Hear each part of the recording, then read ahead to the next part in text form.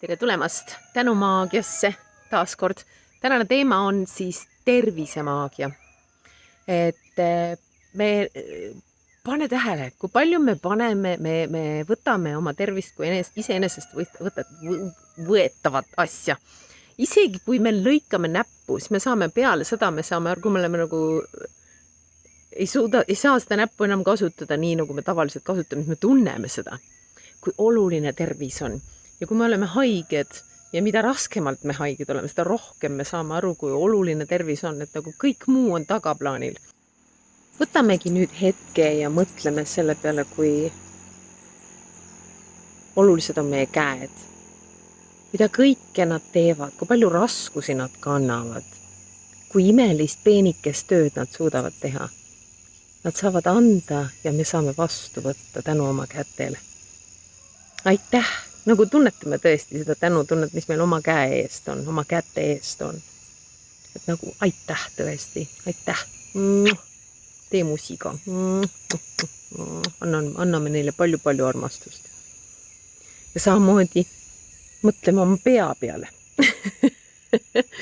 Poleks meil seda aju, kõike seda, mis meil siin peas on. Eks ole? Me ei saaks millestki aru. Me ei oleks elus.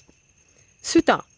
Kui meil poleks südant, kui süda ei töötaks, südamerabandused, eks ole. Aitäh süda, aitäh aju, aitäh käed, aitäh jalad, aitäh kõht, aitäh kogu seedimissüsteem, aitäh kogu meie organism, mis nagu on lihtsalt imeline. Aitäh. Et nagu tõesti tunnetame selle ja siis tänase päeva ülesanne, mida sina saad teha, kirjuta omale paberi peale. Tervisekingitus hoiab mind elus.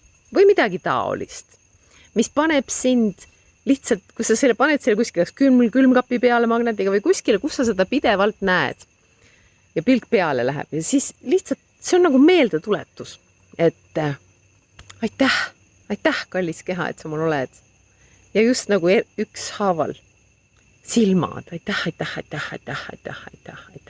Aitäh nina, aitäh suu, aitäh hambad, aitäh keel. Nagu aitäh, tõesti aitäh kogu mu kehale. Vaat nii.